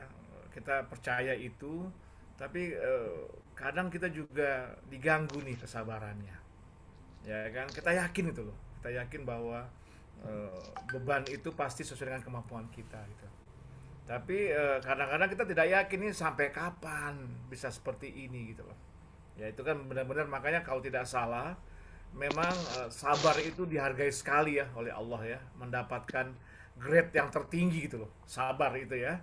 Nah, saya ingin bertanya ke Ustadz, kira-kira kalau diberikan cobaan ya Ustadz ya, kiat-kiat apa kita ini, karena saya termasuk orang yang nggak sabar nih Ustadz ya. challenge dari 53 tahun saya hidup ini adalah saya tidak sabar gitu loh. Akhirnya kadang-kadang suka mengganggu kestabilan kehidupan saya gitu loh. Padahal saya yakin gitu loh bahwa Allah itu akan memberikan cobaan, challenge ke kita yang sesuai dengan kemampuan kita. Ya. Kira-kira begitu Ustadz, silakan ditanggapi. Terima kasih. Wassalamualaikum warahmatullahi wabarakatuh. Waalaikumsalam warahmatullahi wabarakatuh. Jadi sabar itu ada dua. Sabar artinya yang pertama adalah ridho atas ketentuan Allah. Biasanya terkait dengan musibah. Sabar yang kedua artinya dia istiqomah menjalankan hukum Allah apapun kondisinya. Itu sabar juga. Sehingga Rasulullah ketika perintahkan sholat kan Rasulullah dalam Al-Quran sebutkan wa'mur ahlaka bis sholati wastabir 'alaiha. Perintahkan keluargamu untuk sholat dan suruh bersabar dalam mengerjakan sholat. Jadi istiqomah melaksanakan kewajiban itu sabar juga. Jadi sabar itu istiqomah sampai akhir hayat kita dalam ketaatan, itu sabar. Makanya sabar itu nilainya luar biasa. Dan sabar itu tidak ada batas. Jadi kalau ada mengatakan sabar juga ada batasnya, berarti belum sabar. Jadi belum sabar ya. Ya kadang kita setelah akhir bahwa kita akhirnya sadar bahwa sabar itu memang ujungnya indah. Ya, betul. Di akhir ya setelah muncul itu semua nikmat itu baru muncul, ya Allah, kalau gini memang saya harus sabar ya. Tapi di saat awal-awal gitu ya, kita merasa ada apa Allah dengan kita ini ya? Apakah Allah itu murka ya? Jadi ujian itu ujian. Silakan Ustaz. Jadi ujian itu namanya ujian ya. Itu sesuai dengan kelasnya. Sesuai dengan levelnya. Kalau misalnya udah kelasnya kelas S1, itu pasti dikasih ujian soal S1. Kalau dikasih ujian SD, itu bukan ujian namanya. Tadi pelecehan. Iya kan? Masa mahasiswa dikasih soal SD gitu. Artinya memang tidak dihargai banget tuh levelnya gitu ya. Walaupun merasa orang tersebut levelnya sudah level mahasiswa, tapi di hadapan Allah dia levelnya masih SD. Makanya dikasih ujian. Kalau itu pun tidak lulus dikasih ujian SD, memang layaknya dari TK dia level kan gitu ya. Karena ujian itu akan disesuaikan dengan kemampuan. Karena tadi la yukallifullahu nafsan illa wus'aha. Jadi kalau kita dikasih ujian berarti kita mampu gitu menurut penilaian Allah kan gitu. Nah, kalau kita merasa kemudian tidak sabar, berarti kita menurunkan kelas kita oleh Allah baru dinaikkan di grade-nya nih, diuji dengan level itu. Kalau dia bisa mengatasi berarti levelnya akan naik kan gitu ya. Tapi ketika dia kemudian itu merasa berat, padahal Allah pasti tahu kita mampu. Tidak mampu. Begitu dia ini artinya dia menurunkan levelnya sendiri, tidak mau diangkat derajatnya oleh Allah. Makanya yang paling besar ujiannya para nabi dan rasul. Gitu kan. Terus bagaimana supaya kita bisa sabar? Ingat, intinya adalah iman. Makanya Rasul mengatakan ajaban li amril mu'minin inna amrahu kullahu khairan wa laisa li ahadin illa lil mu'minin. In asobatum syarra fasyakara fa huwa khairun lahu wa in asobatum darra fasabara fa huwa khairun lahu. Sangat menakjubkan urusan muslim seorang mukmin itu, orang beriman itu. Semua urusannya baik. Ketika Allah memberikan kelapangan, kesuksesan, dia bersyukur, maka itu baik baginya. Dan ketika Allah menguji dengan kesulitan, ketidaksuksesan atau musibah dan seterusnya, dia bersabar, itu juga baik baginya. Jadi intinya kata kuncinya imannya. Maka itu kenapa iman itu ketika dilafadzkan berupa tadi kalimat tauhid, baik ada di ayat kursi atau di surat terakhir ya, 2 ayat terakhir surat Al-Baqarah yang kita bahas ini. Ketika itu diikrarkan, kemudian itu ditanamkan, difahami, ditanamkan dalam hati kita sehingga tidak ada keraguan sama sekali pada Allah, pasti setiap ujian itu kalau kita sabar akhirnya pasti bagus. Dan balasan bagi orang sabar itu surga. Dan tidak ada kenikmatan yang melebihi dari kenikmatan surga. Khalidina fiha abada. Sehingga bagaimana saya bisa bersabar? Iman tidak, yakin tidak. Jadi kalau di mulut kita merasa yakin tapi masih tidak sabar, berarti belum yakin. Jadi gini, kalau hidup kita makanya disebut tawakal. Tawakal itu ada menggantungkan, mewakilkan hidup kita kepada Allah. Karena hakikatnya tidak akan mungkin kejadian itu menimpa kita atau kita mendapatkan kebaikan atau kita mendapatkan ujian keburukan kecuali Allah menghendakinya. Karena kalau Allah tidak menghendakinya tidak akan mungkin terjadi. Jadi setiap kejadian yang menimpa kita, yang kita peroleh itu hakikatnya adalah kehendak Allah. Dan itu sebagai ujian. Ujian. Dan ujian itu ingat, ujian itu bukan identik dengan keburukan, kesulitan, ketidaksuksesan. Tapi kekayaan, kesuksesan duniawi, macam-macam itu adalah ujian juga. Karena Allah menciptakan kehidupan, alladzi khalaqal mauta wal hayata liyabluwakum. Jadi Allah menciptakan kehidupan dan kematian untuk menguji kalian. Ayyukum ahsanu amala. Mana di antara kalian yang paling baik amal. Maka ketika seorang wanita kulit hitam dia bisa kena penyakit ayan, datang ke Rasulullah. Ya Rasulullah, doakan agar aku sembuh. Dia punya penyakit. Kata Rasulullah, in sobarti falakil jannah. Kalau kau sabar, ya tetap gitu sakit gitu ya, dan menerima ridho dengan itu, maka bagimu surga. Tetapi kalau engkau mau sembuh, aku akan doakan, kata Rasulullah. Wanita yang mengatakan, ya Rasulullah, aku ingin sabar, aku ingin masuk surga, aku ingin dapat surga. Ya udah kira itu udah dipastikan itu dapat surga. Maka itu aku akan sabar, aku milih sabar. Tetapi doakan ketika aku kena penyakit ayan jangan terbuka auratku. Maka Rasul mendoakan wanita itu agar ketika penyakitnya datang tidak terbuka auratnya dan doa dikabulkan sehingga sampai akhir hayatnya dia penyakitnya tetap. Karena dijanjikan oleh Rasulullah, in sobarti falakil jannah. Kalau engkau sabar, maka surga bagimu. Nah, karena kadang-kadang kenapa tidak sabar? Nggak yakin bahwa janji Rasulullah itu kalau kita sabar, kita akan masuk surga. Dan ingat, innallaha ma'as sabirin. Allah itu menyertai orang sabar. Ya. Terus gimana? Gimana cara pelaksananya? Tadi balik lagi, yakin nggak? Yakin nggak gitu ya? Yakin nggak? Nah, kalau tiap malam kita mengatakan angtal hak wa wa'duka hak, engkau adalah benar, janjimu benar, macam-macam, ya masih ada nggak sabar juga, nggak yakin juga. Memang sholat malamnya harus istiqomah dan bukan hanya 2 rakaat, harusnya 8 rakaat terus gitu ya. Dan seterusnya. Jadi sabar itu memang ya, harus kita jalani, harus kita lakukan. Tidak ada kompromi. Jadi kalau misalnya saya nggak bisa sabar, bisa kalau kita yakin. Tapi saya nggak ya, saya masih agak ragu-ragu. Nah itu masalahnya berarti keyakinan kita, keyakinan kita. Insya Allah. Ya. Bukan berarti saya udah sabar, belum. Saya juga masih belajar sabar. Ya, memang. Masih belajar sabar. Kadang-kadang tadi ada aja nyurut emosi gitu ya. Betul. Sabar pengertiannya tadi ya, sebenarnya pengertian 2. Sabar ikhlas atau ridho menerima ujian berupa keburukan, sabar dia istiqomah dalam melaksanakan ketaatan. Itu sabar. Ya. Clear Ustadz. Siap. Jazakallahu khairan. Enggak, insya Allah. Nah, ada lagi, ini ada email. Baik, terima kasih Ustadz. Di chat, wah tentang 25 kalau di chat itu Ustadz. Daniel sama Jody. Teman-teman yang lain kalau ada pertanyaan atau ingin disiskan, monggo silakan. Atau teman-teman, saya izin bertanya Ustadz.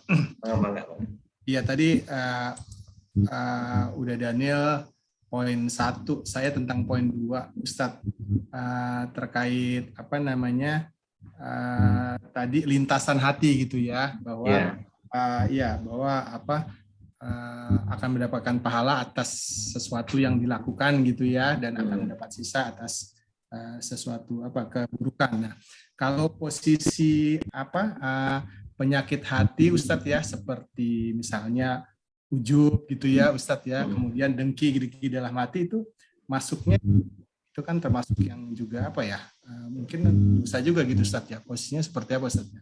Mohon penjelasannya. Ya. Jadi kalau masih di hati ya, masih di hati, itu tidak akan kena sanksi. Tapi kalau rasa penyakit di hati itu diekspresikan dalam bentuk ucapan, dalam bentuk tindakan, maka itu baru. Contoh, kita tidak suka sama seseorang, kemudian kita gibahkan dia, membicarakan orang tidak kita sukai, maka gibahnya jadi dosa. Kemudian dia diucapkan ketidaksukaan, kemudian atau dia kemudian karena ketidaksukaan kemudian dia memfitnah, lebih berat lagi itu dosanya. Memfitnah itu kan ucapan. Jadi yang dihukumi adalah apa yang keluar dalam bentuk ucapan atau tindakan. Misalnya ujub kalau masih di dalam hati belum ini enggak. Tapi begitu dia di hadapan orang-orang mengatakan menepuk dada, nih orang yang paling pinter, orang yang paling suci, orang paling macam-macam, jadi nepuk dada itu. Jadi apa yang dia aktifkan atau di kasabat tuh yang diperbuat itu yang kena sanksi. Tetapi kalau masih di hati nih baru niat doang, ini saya mau ujub deh gitu ya, mau ujub gitu. Tapi nggak jadi itu. Tadinya mau pamer apa gitu ya, atau muria. Tapi cuma di dalam niat doang deh, belum dinilai oleh Allah. Nggak dinilai maksiat gitu ya. Nah, kecuali kalau maksiatnya ragu akan Allah. Jadi amalan hati itu adalah akidah, keyakinan. Nah, itu baru masalah. Kalau dalam hatinya nggak bener lah surga, apaan surga, neraka. Jadi itu yang dalam hati, itu yang kena. Karena itu amalan hati, bukan amalan fisik. Jadi kalau penyakitnya ini masalah akidah dan itu masalah keimanan, ini yang jadi masalah. Jadi bisa yang ada di dalam hati bisa menjadi dosa besar kalau itu terkait dengan amalan hati. Kita tahu bahwa amalan hati itu terdiri dari keimanan, rukun iman itu, keyakinan ya. Kemudian yang kedua tentang niat itu dalam hati. Amalan qalbu ya. Jadi itu akan menentukan. Makanya Rasul mengatakan innamal a'malu binniyat. Sesungguhnya setiap amal perbuatan itu tergantung niatnya, dan niat itu amalan hati. Tetapi dinilai itu ketika berbuat. Kalau kaitannya dengan perbuatan ya. Tetapi kalau itu amalannya memang amalan hati tok seperti keyakinan, akidah, itu yang mendapat sanksi yang lebih berat. Karena kalau ada penyakitnya penyakit ingkar atau kafir itu menutup hatinya dari mengimani, jadi kafir atau jadi munafik. Munafik itu hatinya tidak beriman, hatinya kafir, tetapi luarnya muslim. Itu munafik namanya. Itu bahkan sanksinya jauh lebih berat. Innal munafiqina fi darkil asfali minan nar. Sesungguhnya orang munafik itu ada di paling bawah, paling dasar dari neraka. Kenapa? Karena dia ingin menipu Allah dan orang beriman. Ya. Orang mengatakan ya minan nasi may yaqul amanna billahi wa bil yaumil akhir wa ma hum bimumin yukhadi'una Allah wal ladina amanu wa ma yahda'una illa anfusahum ma yashkurun fi qulubihim maradun fazadahumullahu maradun. Jadi kalau penyakit hatinya tadi munafik, ini yang bermasalah. Tapi kalau untuk berbuat ya niat berbuat maksiat, niat doang di hati, berbuat maksiat tapi tidak dikerjakan, tidak diperbuat, maka tidak akan dapat sanksi.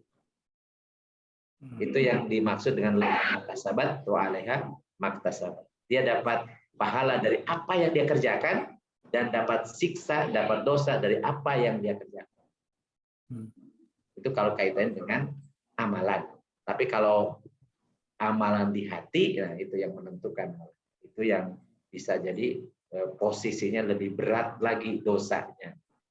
Kalau kaitan dengan musyrik, dengan keimanan, ya jadi gugur keimanannya. Maka yang harus dijaga terus ini iman kita. Harus dijaga terus. Makanya sholat malam itu intinya merefresh iman kita. Makanya doanya dihafal tuh. Dan dipahami, bukan hanya hafal doang ya. Dipahami itu. Doa sholat tahajud. Itu doa merefresh iman kita kepada Allah. Dan minta ampun kepada Allah. Jadi ujungnya minta ampun kepada Allah. Baik Ustaz. Dan lintasan hati yang buruk itu tetap harus kita ini Ustaz ya, kita bersihkan Ustaz ya. Iya, karena gini, kenapa kita bisa terlintas buruk? Ya pasti karena pemahaman kita juga yang bermasalah, gitu kan? Karena pemahaman kita kalau bersih, hati kita bersih, lintasan keburukan juga nggak akan ada, kan gitu ya? Ya sebenarnya ada walaupun tidak akan dinilai oleh Allah, tetapi kan kenapa dia berpikiran jahat? Kenapa dia berniat ini? Pasti karena ada latar belakang yang faktor pendorongnya dia berbuat itu kan. Ya.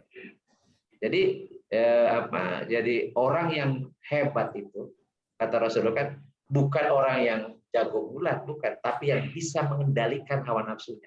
Dan mengendalikan hawa nafsu itu kan ada keinginan. Dari hawa nafsu kan keinginan ingin ya, namanya yuwaswisu fi sudurinas kan ada tuh. Barang siapa kemudian bisa mengendalikan, ternyata ekspresinya justru karena ketaatan kebaikan. Nah, itu yang hebat.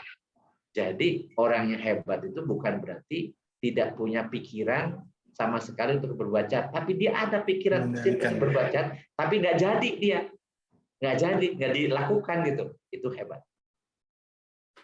Jadi itu jagoannya gitu ya. Itu orang yang perkasa kata Rasulullah yang bisa mengendalikan hawa nafsu. Tapi orang yang lemah itu orang yang justru mengikuti hawa nafsunya, itu orang lemah. Apalagi kemudian dia minta tolong kepada makhluk yang gaib. Ya, itu selemah-lemahnya orang. Kenapa? Karena dia tidak yakin pada Allah kan itu. Padahal jin itu tergantung Allah kan itu. Karena makhluk juga. Jadi kalau punya ilmu kebatinan ya katanya kebal macam-macam, itu orang lemah sebenarnya karena dia minta bantuan ke jin. Dan Rasulullah tidak ngajarin itu, bahkan jin takut sama Rasul. Apalagi kalau sudah baca surat ayat kursi ya kemarin itu jin juga kabur. Tapi nggak boleh ayat kursi Ustaz ya biar kabur jinnya. Baik Ustadz, teman-teman silakan kalau ada pertanyaan. Tevel mungkin yang kameranya on terus. Enggak. Oh, enggak. Soalnya bertanggung jawab tadi kan meminta Ustadz Sam untuk memimpin doa. Enggak mungkin dong videonya off. Oh gitu. Makasih ya Ustadz ya tadi sudah memimpin doa.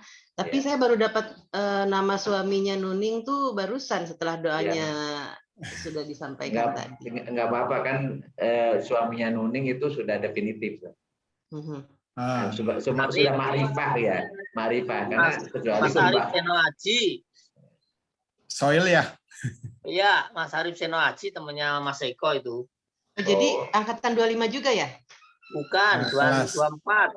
Oh. 24 ya. Iya. Saya kenal kayaknya sih. Klaten Mas, Klaten. Ya. Sudah jam 21.15. Kita waktunya sampai jam berapa? Kalau di jadwalnya sih masih 15 menit lagi. Masih 15 lagi ya. Berarti Mas Jody silahkan pertanyaannya. Mungkin Mas Jody masih penasaran dengan 25 tadi. Atau apa gitu. Ini harus diluruskan juga karena tentang ta'adud itu bahasanya poligami gitu ya. Poligami. Jadi gini, ayat fankihu ma tobalakum minan nisa'i masna wa sulasa wa ruba fa in hibtum ala ta'dilu fawahidatan ya surat An-Nisa ya ayat 2. Maka nikahilah oleh kalian wanita-wanita yang baik, ma toba atau yang thayyibah. Ya, wanita-wanita yang thayyibah yang baik-baik, bukan pezina, bukan pelacur kan. Jadi nikahilah oleh kalian wanita-wanita yang baik, 2, 3 atau 4. Jadi 2, 3, 4. Maksudnya lebih dari 1. Itu namanya ta'adud atau poligami. Tapi jangan lupa lanjutannya. Fa in hibtum alla ta'dilu fawahidatan. Kalau kalian khawatir tidak bisa berlaku adil, maka satu saja. Jadi ini ayat ini untuk membatasi jumlah istri. Jadi bukan nyuruh poligami, bukan, tapi membatasi jumlah istri. Kenapa? Asbabun nuzul dari ayat ini adalah laki-laki Arab itu istrinya banyak-banyak. Ya, banyak ya. Dan kemudian mereka ketika banyak itu tidak adil karena lebih menyayangi yang muda daripada yang tua, sehingga ditelantarkan istri-istri yang tuanya. Jadi mereka tanpa batas berapa jumlahnya, Dan kemudian juga mereka juga biasa nikahi ya tadi nikah ya sebulan 2 bulan ditinggalin gitu, bahkan dengan pelacur. Maka kemudian turun ayat ini, pertama tujuannya untuk membatasi jumlah maksimal istri seorang mukmin itu cuma 4. Itu pun harus adil. Kalau tidak adil maka satu saja, maka istri satu lebih utama daripada lebih dari satu. Hukum asalnya adalah mubah, bukan sunnah. Kalau sunnah itu artinya dicontohkan oleh Rasulullah. Ingat Rasulullah itu khususan punya istri, dan poligami Rasul itu khusus. Karena istri beliau 9, ketika beliau wafat istrinya 9. Sementara orang yang beriman ayat ini maksimal 4 dibatasi. Dan untuk Rasul itu kenapa dikhususkan? Karena Rasul itu dinikahkan oleh Allah langsung, dan menikah tujuannya untuk dakwah. Menikahi Aisyah itu setelah meninggalnya Khadijah. Selama menikah dengan Khadijah, Rasul istrinya cuma 1, Siti Khadijah doang. Dari usia 25 sampai usia 52. Pada orang-orang Arab, apalagi seperti Rasulullah, keturunan bangsawan, kemudian pembesar Quraisy, kemudian ganteng ya, dan dia ya karena pedagang juga kan, tajir juga, walaupun sahibul malnya Siti Khadijah, tapi beliau memang profesional gitu melaksanakannya. Sehingga kalau misalnya mau nikah lebih dari 1, bahkan lebih dari 4, bahkan lebih dari itu bisa. Tapi Rasul ternyata cuma 1, Siti Khadijah doang. Bahkan sampai dikasih hadiah hamba sahaya perempuan dari istrinya, dari Siti Khadijah. Dan baru setelah meninggal Siti Khadijah, baru kemudian beliau menikahi Aisyah. Aisyah pada situ masih belum dewasa, belum balik. Sehingga cuma dinikahin saja. Kenapa? Karena sahabat yang paling dekat dengan beliau adalah Abu Bakar. Dan Abu Bakar bukannya sahabat, sekaligus juga mertua beliau. Sehingga ketika berinteraksi dulu ketika di Madinah, ketika sudah bercampur tuh dengan Rasulullah, Siti Aisyahnya, maka ketika ingin ketemu dengan Rasulullah, Abu Bakar As-Siddiq itu di rumahnya Aisyah. Dan ketika Rasulullah ada pas giliran bermalam di Aisyah. Demikian pula Hafsah. Umar bin Khattab itu orang kedua sebagai wazirnya Rasul, sebagai pendamping Rasul, pembantunya Rasul kan gitu ya. Nah, ketika menikahi Hafsah ini janda dan tidak cantik.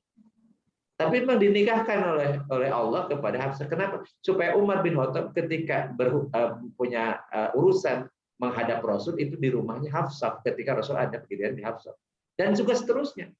Termasuk menikahi Zainab, bisa padahal itu anak mantu dari anak angkat beliau, Zaid gitu ya. Tapi turunkan dalam ayat Al-Qur'an, Allah yang menyuruhkannya setelah cerai dari Zaid kemudian dinikahi oleh Rasulullah. Padahal itu anti orang-orang Arab itu, kalau anak angkat itu sama dengan anak kandung. Jadi kalau mantunya itu ya dianggap hina kalau menikahi mantan mantu ya, dari anak angkat. Tapi itu kan penjelasan hukum. Dan seterusnya, sehingga salah kalau mengatakan poligami itu sunnah Rasul. Dari mana dasarnya? Kalau poligami untuk Rasul itu khusus untuk Rasul saja. Tapi untuk umatnya itu hukumnya mubah, boleh. Tapi maksimal 4. Tidak boleh lebih dari itu. Dan 4-empatnya harus adil. Adil dalam pengertian yang bisa dilakukan. Bukan kecintaan. Kalau cinta itu di luar kemampuan manusia. Kalau cinta. Tapi kalau adil menafkahinya. Dan adil menafkahi itu bukan berarti harus sama rata gitu. Enggak. Sesuai proporsional, sesuai dengan beban tanggung jawab masing-masing istri. Begitu. Jadi tadi kalau misalnya tidak bisa 2, ya nggak apa-apa. Yang penting bisa menyayangi istri kita, walaupun sudah mulai peot, mulai beruban macam-macam. Ingat ya, kalau istri kita beruban, kita juga beruban. Ya, istri kita sudah kita kaki gitu loh. Bujuku guyu tat. Iya, jadi jangan sampai gitu merasa ingin daun muda, padahal kita sudah peot, ya, sudah punya. Jadi ganteng itu dulu, jangan merasa ganteng sekarang. Jadi kalau istri kita sudah ini kita sudah aki-aki. Iya. Jangan belagu, bojoku yang goyu. Om Jody katanya jangan belagu. Iya, Laki-laki, waduh. Sama-sama tua ya Ustadz ya. Ustadz Daniel ini dibahas 2 kali loh. Minggu lalu sudah loh. Saya apa betul? Habis sudah Danielnya bahas lagi sih. Makanya saya jelaskan itu karena supaya paham gitu. Tapi Om Jody itu tuh Ustadz siap menerima cobaan katanya, ya coba dulu 2 gitu kan, ya. Kayaknya kuat beliau pasti kuat itu menerima cobaan, ya. Udah, gitu ya. Itu di sampingnya ada Uni itu. Salimnya udah. Itu udah ngomong. Berani juga ya. Protes. Bukan istiqomah Ustadz ya. Iya. Bukan kesehatan suami takut istri kalau di rumah. Di mana-mana takutnya. Di mana-mana. Jadi makanya gini kan sering kali kalau nikah itu kan pakai sakinah mawaddah warahmah gitu ya. Ya, itu kan saya nggak tahu itu jadi latah sekarang tapi tidak ngerti maknanya apa. Padahal itu kan dari ayat ya, wa min ayatihi an khalaqalakum min anfusikum azwajan litaskunu ilaiha wa ja'ala bainakum mawaddata wa rahmah. Inna fi dzalika laayatil liqaumin yatafakkarun ya. Di antara tanda-tanda kekuasaan Allah ya wa min ayat an khalaqalakum, bahwa Allah menciptakan lakum ya an khalaqalakum dari untuk kalian ya, untuk para suami ya, min anfusikum dari jiwa kalian azwajan pasangan. Jadi istri kita itu sebenarnya belahan jiwa kita. Ya, belahan min anfus itu jamak dari nafsu. Min anfusum dari jiwa kalian. Ya. Tujuannya apa? Litaskunu, lamnya lam taklil itu agar supaya kalian sakinah. Litaskunu itu sakinah itu agar kalian tenang, tentram. Kenapa? Karena belahan jiwanya diikat oleh akad itu akannya ikatan akad itu dengan nikah yang menurut aturan Allah dan Allah benarkan, Allah halalkan ya. Halalkan ketika akan nikah itu. Maka ketika dipertemukan dan diikat oleh ketentuan Allah, oleh ridho Allah, maka dia sakinah, senang, tenang. Bukan sakinah sandajan aki-aki ngeunah kata dijaga dulu, bukan. Jadi sakinah itu tenang, tentram. Kenapa? Karena ketemu disatukan halal dengan belahan jiwanya. Iya. Belahan jiwanya. Makanya Nita tenang tuh tingkat Nita. Iya. Jadi Nita tenang gitu. Jadi sakinah. Nita sih jadinya. Jadi lintas kuno agar kalian sakinah, tenang, tentram. Kenapa? Dengan belahan jiwanya ketemu. Ya. Makanya kan aneh jodoh itu kan. Ini orang mana ketemu dengan orang mana ya. Ada yang memang dijodohkannya di kelas sehingga ya tadi. Ya, jadi mulai kuliah sampai kemudian rumah tangga sampai kakek nenek macam-macam ada juga kan. Ada juga. Ikut semangat. Jodoh itu, jodoh. Memang Allah yang menggerakkan. Ketemu di MP gitu ya. Sama-sama ada yang MP dengan tanah ketemu gitu ya. Ya gitu. Padahal yang satu di mana di mana kan?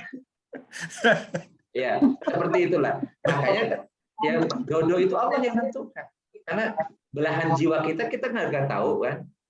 Makanya begitu ketemu dengan jodoh kita ada rasa apa gitu loh. Nah, gitu ya.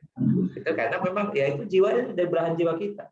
Makanya diniatkan karena Allah, kemudian Allah akan memberikan tadi rasa tenang, tentram. Dan kemudian wa ja'ala bainakum mawaddata warahmah. Allah menjadikan, jadi Allah yang memberi itu. Jadi Allah memberikan kepada kalian mawaddah warahmah, cinta kasih. Jadi cinta yang kalau dia cinta itu sesudah nikah loh.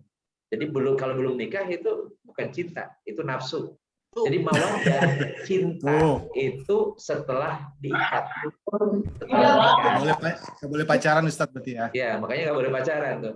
Jadi waja'ala bainakum mawaddah. Allah menjadikan di antara pasangan itu suami itu mawaddah, cinta. Warahmah ya.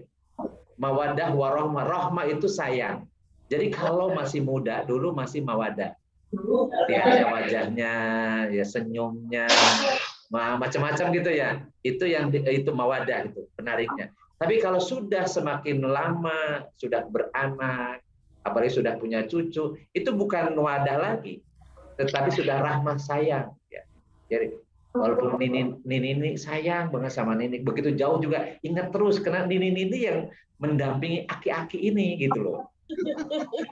Gitu. Jadi itu Allah yang ngasih gitu. Makanya sayang. Jadi kalau kemudian mencintai ya rumput tetangga itu artinya memang hawa nafsu. Hawa nafsu bukan mawaddah, bukan rahmah gitu ya. Karena kalau mawaddah warahmah itu yang memang Allah yang ngasih, dan itu kepada pasangan yang belahan jiwanya. Karena waja'ala bainakum mawaddah warahmah itu tadi azwajan, pasangan-pasangannya. Makanya niat nikah itu dari awal tuh. Karena memang ini untuk melanjutkan keturunan sesuai dengan disyariatkan. Gitu. Jadi kalau tahun misalnya istrinya memang ditakdirkan istrinya 2 ya nggak ada masalah. Nggak ada masalah, berarti belahan jiwanya ada 2. Oh, nggak masalah tuh berarti. Nggak ada masalah. Makanya Daniel bingung. Hukumnya mubah boleh. Tapi ingat ya, harus bertanggung jawab. Karena kalau misalnya istri 2 tidak adil, maka nanti di akhirat datang dengan dendek gitu ya, miring-miring nanti.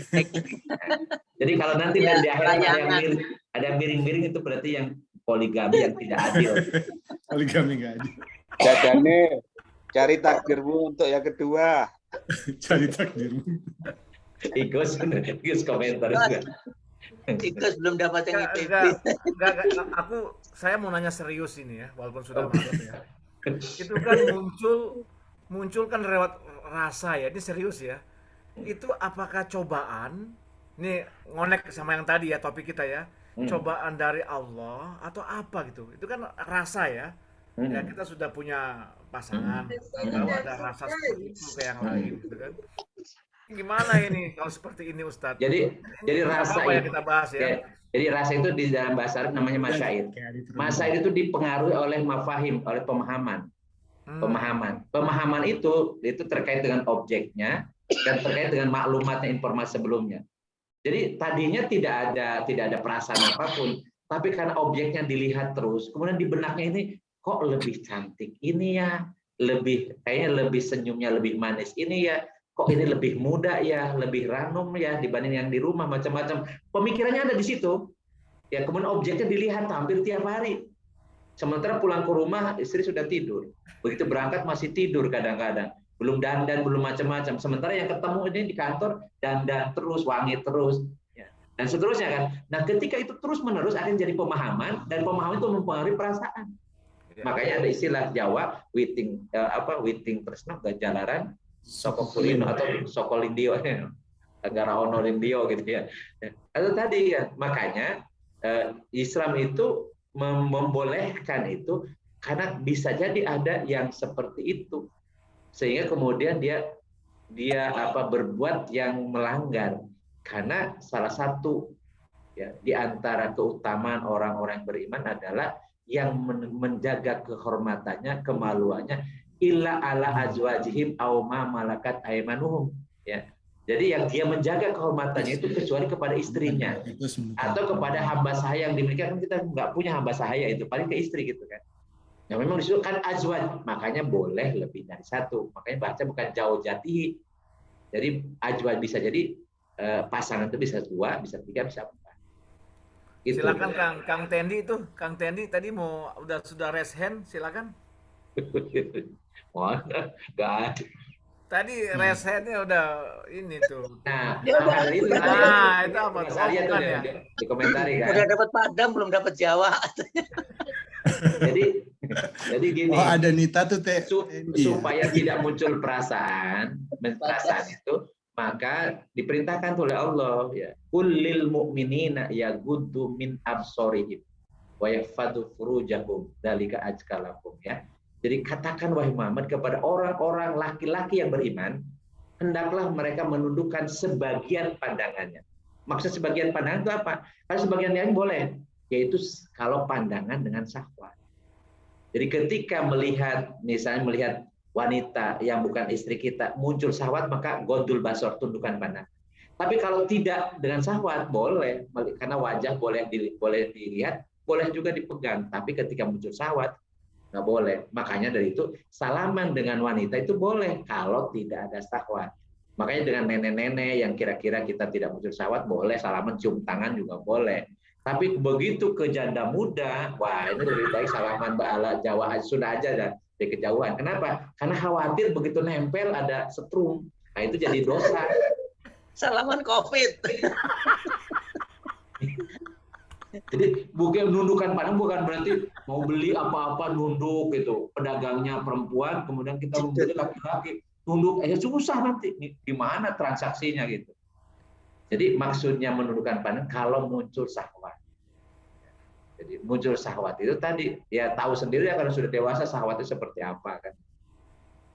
Jadi makanya kalau untuk untuk menjaga itu tidak boleh berdua-duaan, berkholwat namanya ya, bersepi-sepian karena yang ketiganya setan.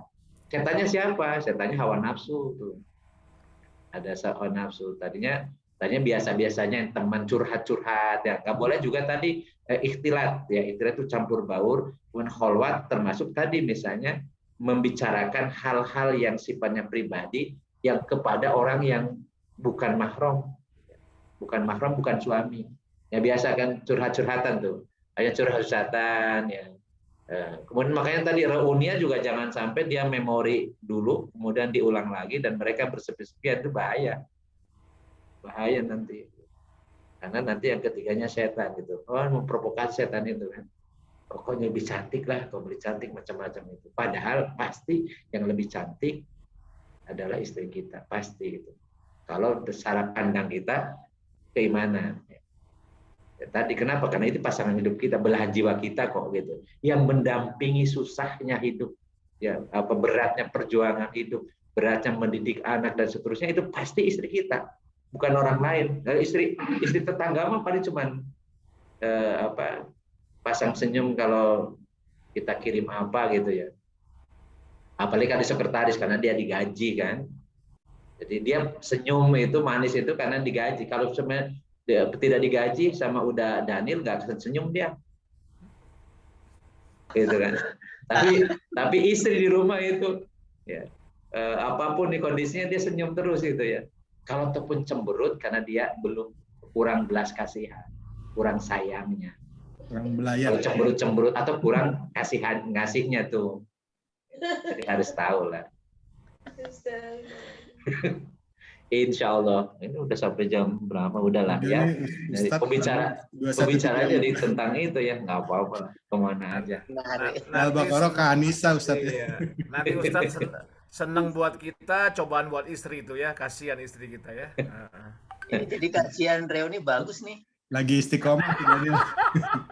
Kajian reuni namanya isinya temanya. Iya, nanti ada tausiahnya kan Evel ya. Insya Allah. Ya Ustaz udah jam 21.35. Iya, baik. Masih ada pertanyaan tuh, ada yang penasaran. Siapa? Igos. Igos. Sekarang ini tren curhatnya online, kumahatan. Iya tadi kalau curhat mau online mau apalagi offline ya. Karena gini, kata-kata itu omongan itu juga bagian yang bisa menjadi maklumat, menjadi informasi yang kemudian apalagi mendesak-desak. Apalagi kemudian tadi keluh kesah karena ketidakcocokan dengan pasangannya. Itu berbahaya karena itu masuk celah masuknya setan di situ. Dan terjadi perselingkuhan tadinya curhat-curhat itu. Kalau mau curhat ke sesama ya, sesama, tapi jangan LGBT juga gitu ya. Karena sekarang laki-laki dengan laki-laki jadi suami istri, bingung. Gimana cari jadi anak gitu kan, nggak mungkin. Nah jadi biasakan nanti kita bahas lah bagaimana pergaulan laki-laki dan perempuan. Jadi termasuk bagaimana hukum syara tentang reuni ya. Jadi batas-batasan itu harus kita penuhi. Ya nanti makanya ya mohon ya reunian angkatan 25 itu jangan yang pakai seksi-seksi ya. Jangan pakai rok mini, waduh repot ini. Jadi saya bisa kabur tuh. Karena Mas Judi jangan pakai rok mini ya Mas Judi ya. Pokoknya saya nggak ridho kalau Mas Joni pakai jilbab. Betul, saya juga nggak ridho.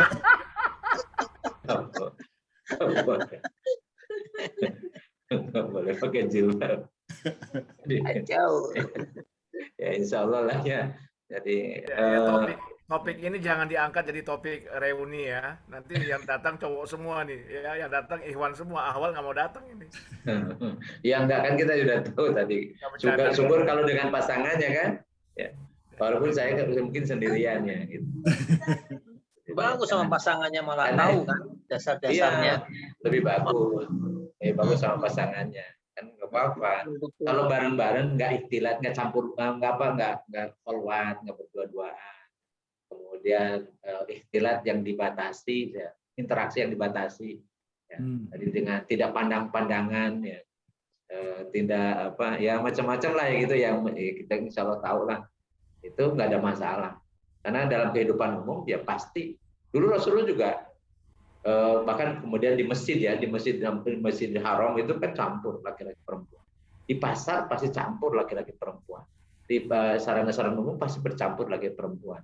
Jadi ada tempat-tempat yang dibolehkan. Makanya kalau misalnya kayak reunian gitu dan apalagi di terbuka ya, nggak ada masalah. Jadi nggak ada masalah. Justru yang masalah itu tadi yang misalnya chatting-chatting online, yang curhat-curhat online, ya karena itu ya rahasia, makanya kadang-kadang itu mengganggu keharmonisan rumah tangga. Jadi ciri katanya yang suka selingkuh itu yang nomor HP-nya lebih dari satu. Dan kemudian ketika ingin dilihat oleh pasangannya kemudian disembunyikan dan cepat-cepat dihapus gitu ya, macam-macam itu dicurigai ya ada seseorang yang dirahasiakan gitu ya.